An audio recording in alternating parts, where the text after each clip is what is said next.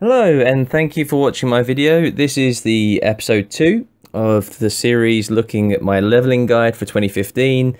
For those of you who who didn't follow me so far, this is going to be leveling up a character using only certain methods, which would have been explained in episode 1.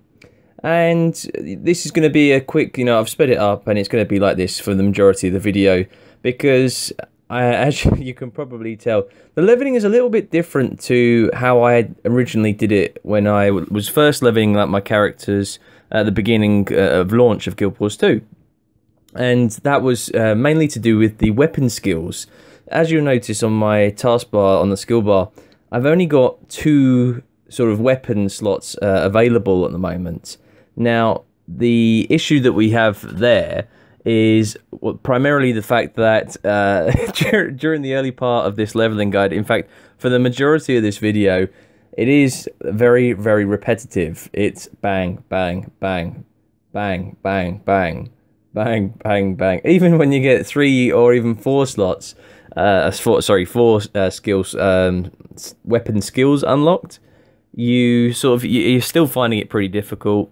I actually found this sort of the beginning areas a little bit tricky, because a lot of the areas I'm actually under-leveled, which is a pretty an experience that I've actually had not in a long time. I mean, I remember going to Ore, and I was like level 70 when I got into Malcor's Leap, and then sort of around 75 when I got into the Cursed Shore, and then I was actually a little bit under-leveled, and I remember I would be having rare or masterwork gear, and I was really struggling to get through that map, and it was hard to complete all the activities. And this is a little bit how, I haven't felt that a lot that way in a long time. Occasionally when you go into level 50 fractals, but I've got, as you probably see my fractal videos, I've got fully my armor is actually fully sort of agony resistant. Another thing, I didn't realize, you're going to see a little bit in my video, this is what happens when you die. I didn't realize that you don't get the down state until a few levels in. And I was expecting to sort of get down to be able to res off one of them. So it was a pretty bit of a surprise to get instantly killed. So my first death comes like after 5 minutes of starting the game. Fantastic. I'm hoping that's not going to be sort of the theme of this video, this series. But let's talk about the differences in the leveling compared to how it used to be.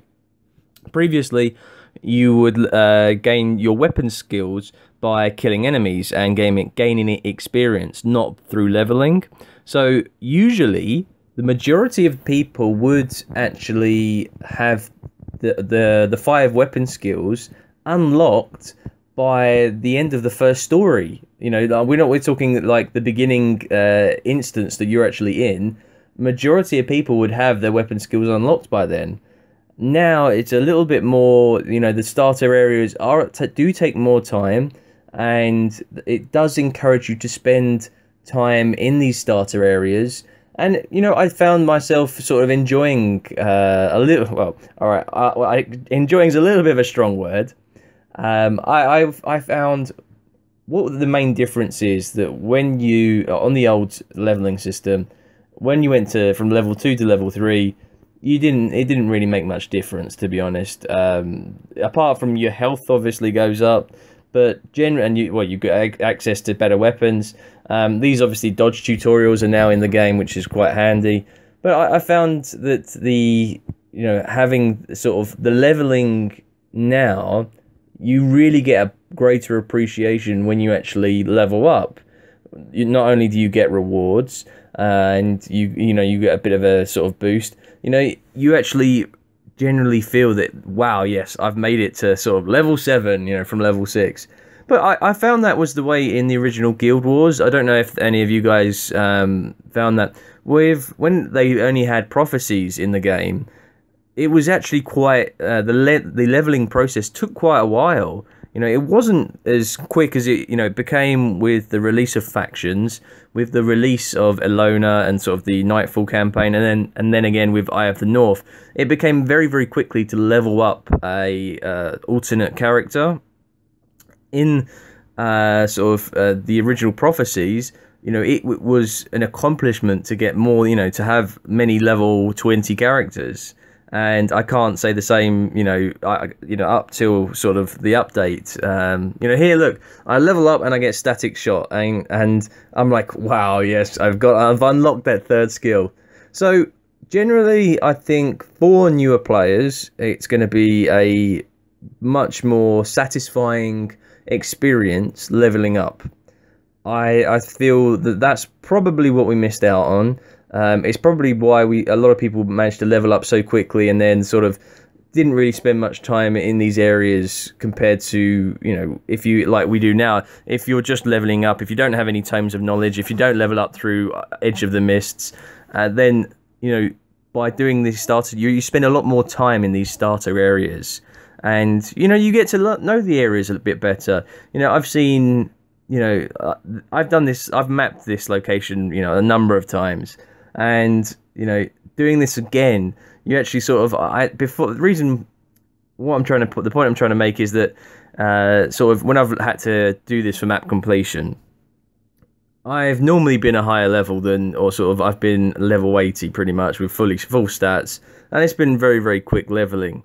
What surprised me is, you'll find out a little bit later when you'll have a few deaths in the video, you actually notice a lot of the differences in the sort of, obviously you can tell now I'm in level 5 area, or I'm a level 4 character, and it's not too big a difference. However, just you notice there I was clicking on my own guild, so I don't actually get any bonuses for this character.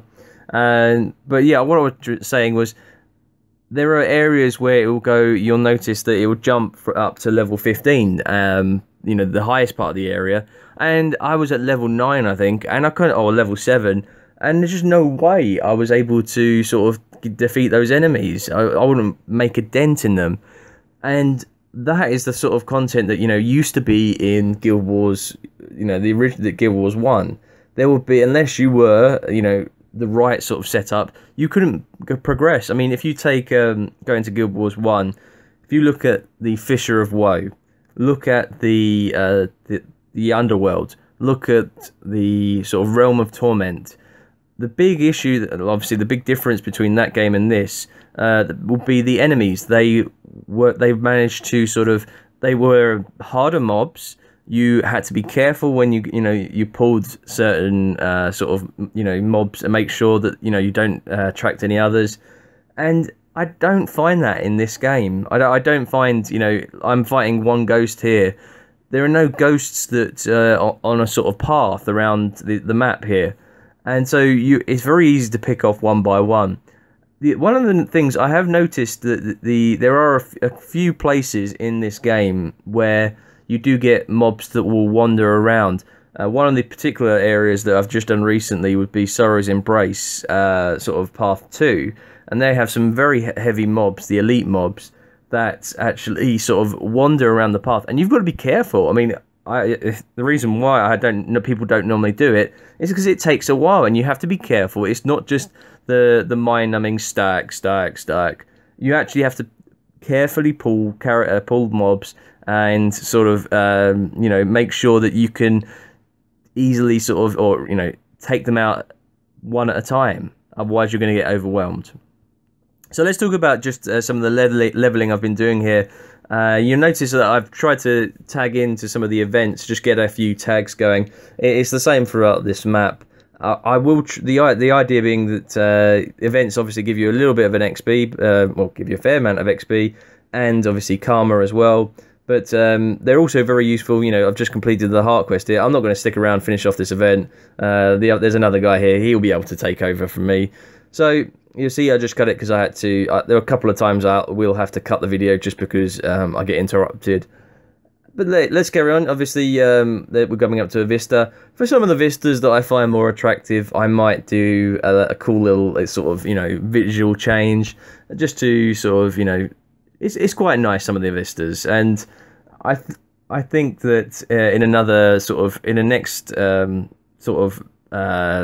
maybe if I do a different race, I might decide to do sort of go around and watch all vistas in full. Because, you know, they've gone and, put a bit of work into the vistas, and usually, when I've been doing alts, it's just been like skip, skip, skip. And, you don't really fully appreciate, the world. Maybe, obviously, with the new first-person camera mode that will be coming, that might make a difference. Not to do vistas, but to how you see the world. It might be a cool, actually, idea to go and do first-person mode for an entire character. But anyway, that's for another day. So let's carry on, and we're doing our chart here. As you can see, I think it would have been easier if I'd picked, for example, an Azure, Guardian, or Warrior, or even something, or an Elementalist, something with more DPS, because another thing is I don't have access to any traits at the moment, so it's pretty difficult to actually get any stats going. As I said, I'm not going to the trading post to boost my equipment. I'm going to get it when I get a drop. That's what I'll use. I'm trying to make things a little bit difficult, so obviously not everybody's going to have this problem. However, I am receiving obviously my account bound boosts because I can't turn those off, so I am going to be leveling up a little bit quicker than a new player. But some of these heart quests you don't normally, you do once and you forget about.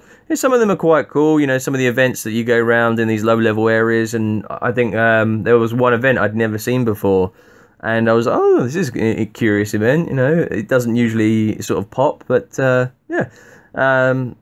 For a lot of these heart quests, what I find easiest is to try and do the ones that you have to go and tag all the torches, light all the torches. It's obviously a lot easier to complete the heart quest by doing that. You can see I've leveled up again, so I'm now up to level 6, progressing nicely, and obviously got a die there. But there was an event that was going on at the same time, and obviously I managed to get a few tags on mobs there, so I'll actually get a little bit later the credit for that when that event's completed. And that's another thing, when you're leveling up, the best way I've found to level up is to try and get as much experience as possible, and events are very good at doing this. In these low level areas, they do tend to happen quite frequently. You want the ones where you can get a few tags, and obviously being a low level character, I'm not going to be spending a lot of time doing this, but yeah, so I let the other people finish off the event for me. So let's talk a little bit about what I've found doing this. Again, one of the things I found, the difference between leveling up this time and other sort of Guild Wars 1 or the original, the AI isn't fantastic in Guild Wars 2, and it's a little bit of a letdown.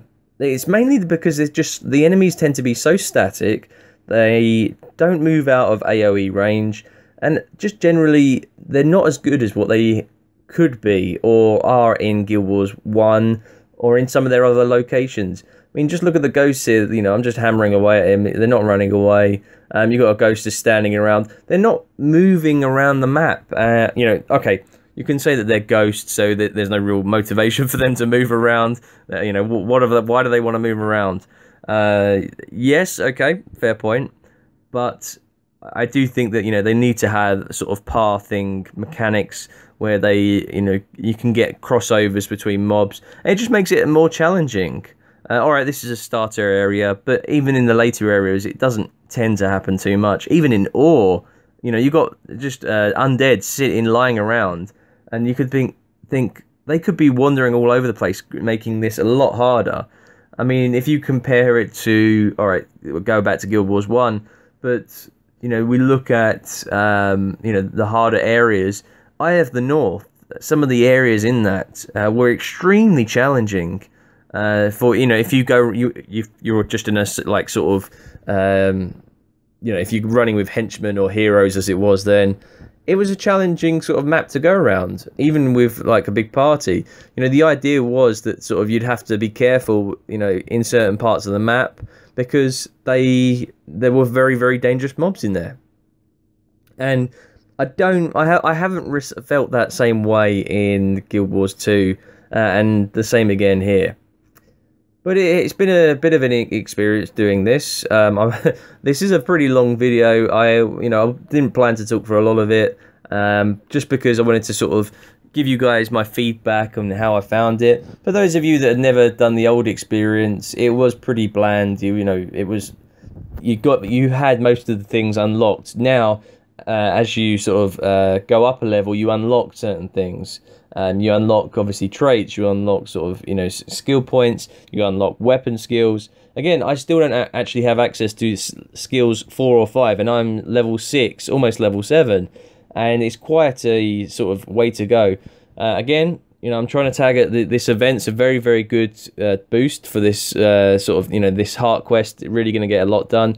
Fortunately, it's not too much out of my leveling range. It's level 8, and I'm now level 7.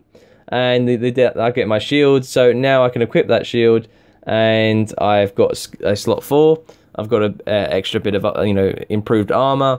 With the cosmetics, I'm not going to do much until I get a little bit later leveled, and then I'll let you guys decide what armor I should wear, what color dyes, what sort of theme should I go for. Because I find it a bit sort of fun to. I haven't got really a stupid character, I tend to be I like sort of having a theme when I come to creating a character, sort of that similar design, and it's all very sort of elegant.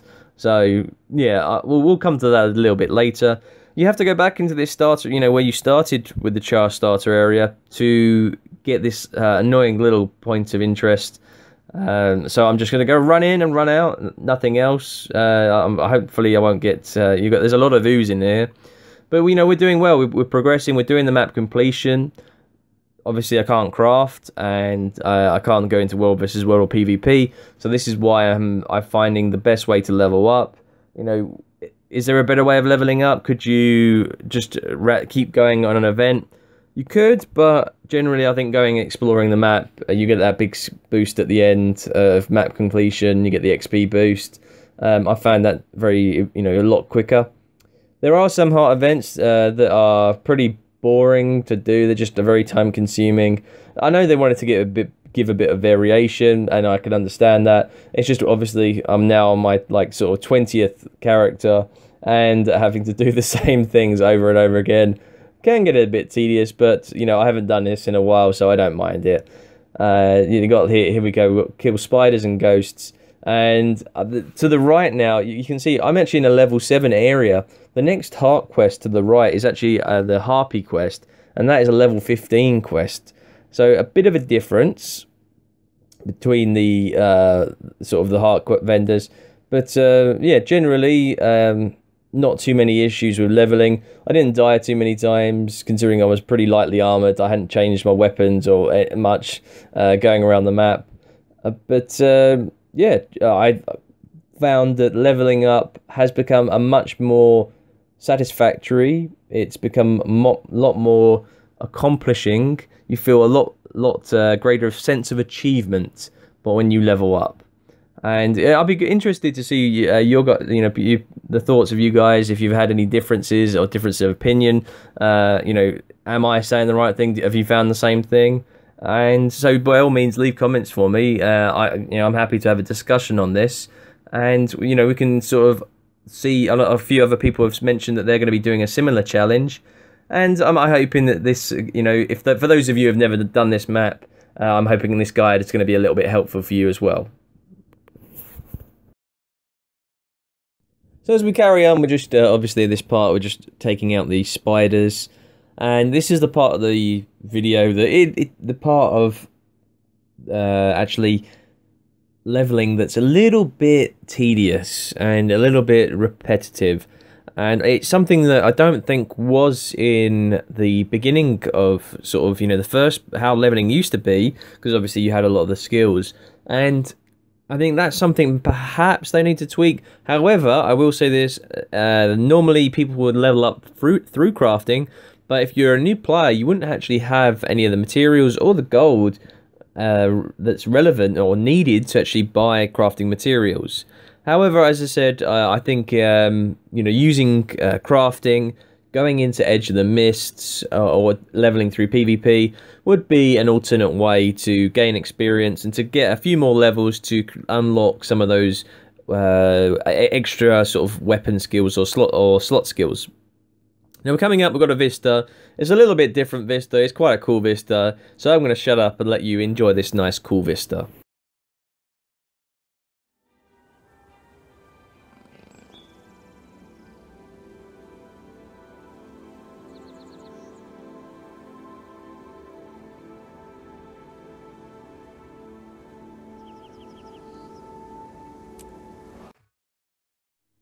That's one of the more cooler vistas, I think, in the game.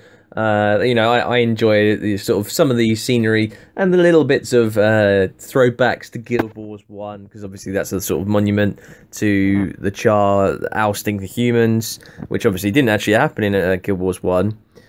But yeah, so I'm going to do a little different mode, have a sort of, without the heads-up display, just having a Char run around. I do enjoy running around as a Char, just, you know, with a shield on his back. It just does look pretty cool, the way it runs on, you know, a Char runs on 4 legs. It just, I remember watching the demos or the trailers for sort of the gameplay that was before Guild Wars 2 launched. And I remember seeing the way a Char ran. Before I carry on, this is the bit where I suddenly go from level 7 or level, a pretty low level, into a level 15 area, as shown by the heart in the top corner, and I get killed. So I'm not going to go back there till the till the next episode, because you know it's too high for me, being level 7. But yeah, getting back to the point, obviously I just missed out the Flame Legion. I didn't actually complete the heart quest, so the events popped again, so we just finished that off. But going back to the sort of gameplay previews that we had, I remember seeing how a Char was running through, and obviously the whole sort of heads-up display was very different to how it was in Guild Wars 1. The biggest difference I found, you know, Guild Wars 1 was point and click. There was no dodge, which is really weird. If you go back and play Guild Wars 1 now, obviously it's pretty different to Guild Wars 2, and it takes a little bit of adjusting. You can jump in this game, you can sort of you can dodge. There's, you know, obviously there's no energy in this game compared to the previous game, and overall, you know, I loved Guild Wars 1. I think Guild Wars 1, you know, is it better than Guild Wars 2? Oh, that is a question and a half. As you can see, I'm killing some bats because I am going for the Bat Slayer title still. You can see here, I need a few more to get up to 500.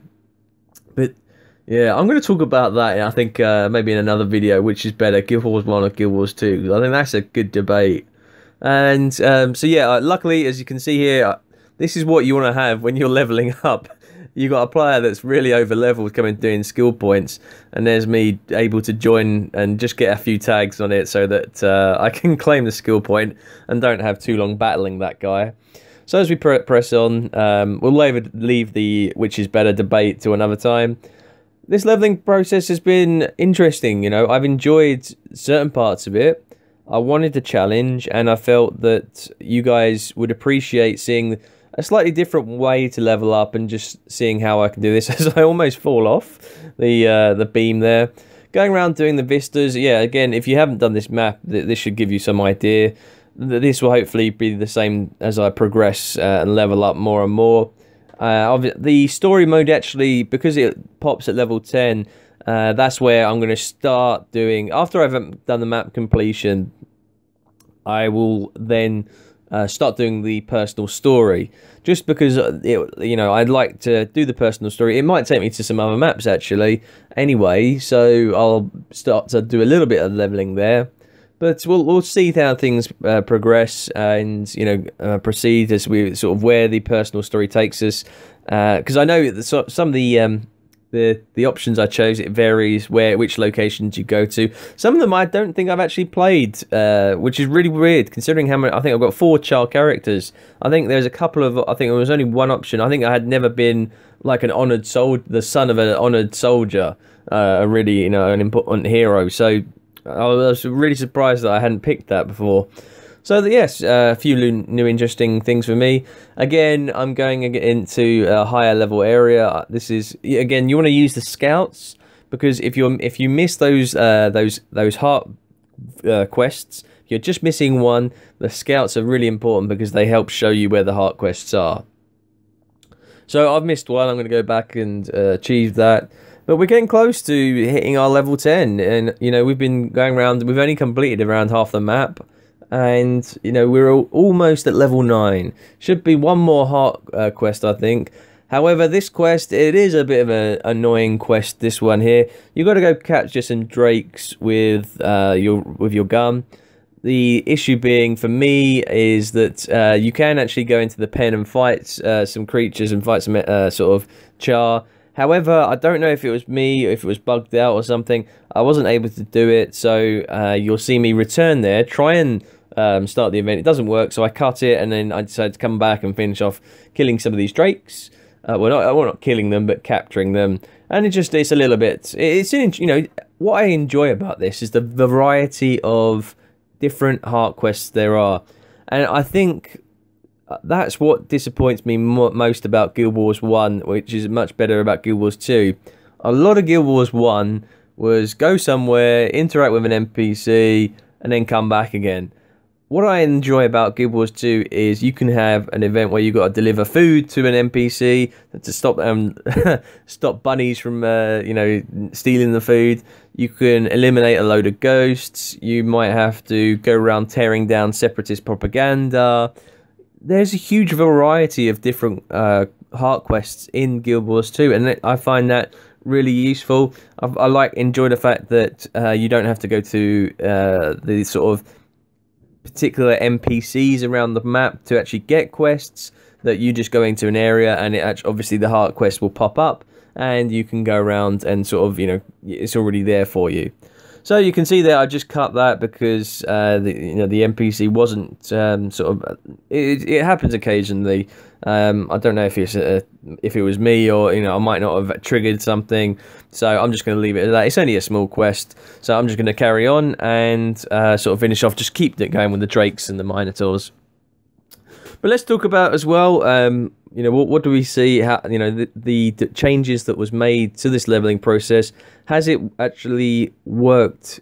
For these new players, the reason that ArenaNet said to us that they changed the leveling process was a lot of players. They were losing a lot of players as they were leveling up.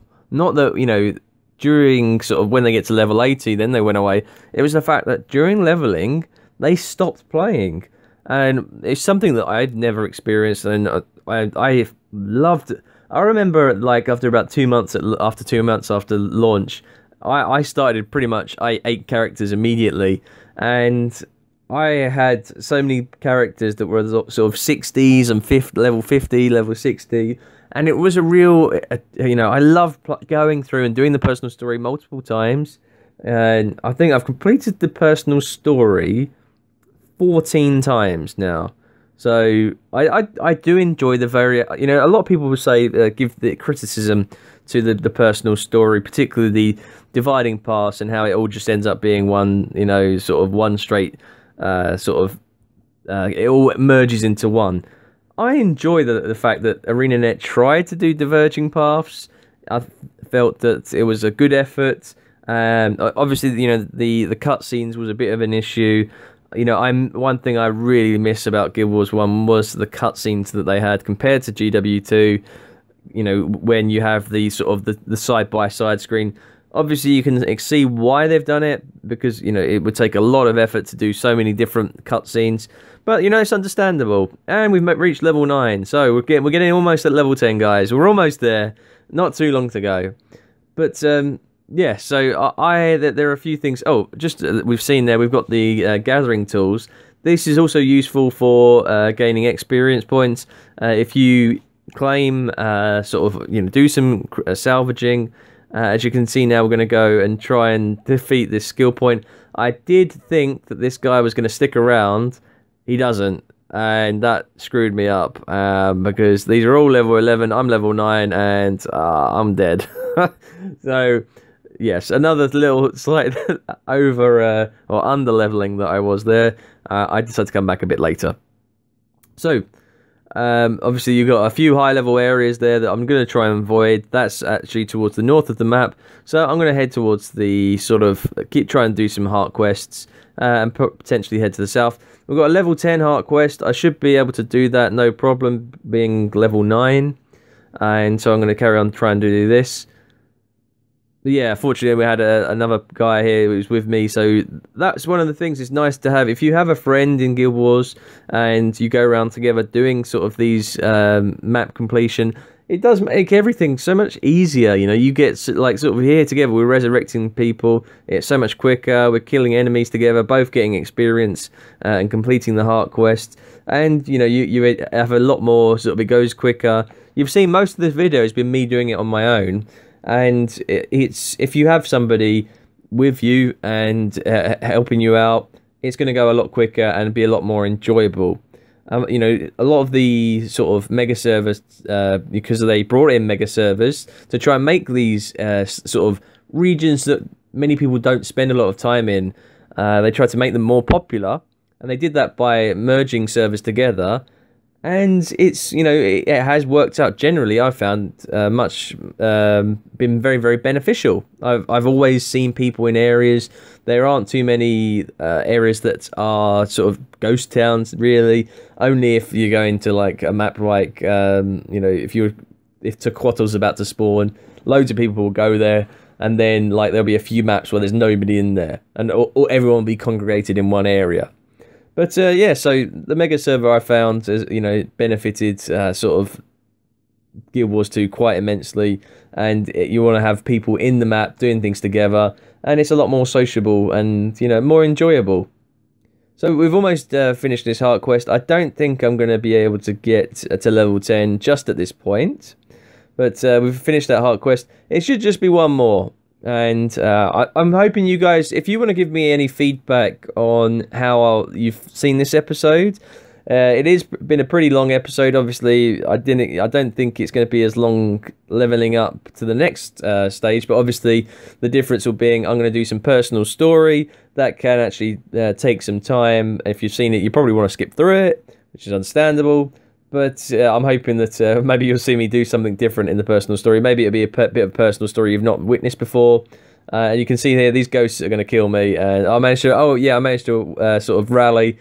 And then I thought, right, okay, I've had enough of this. I'm bugging out. But get out of there.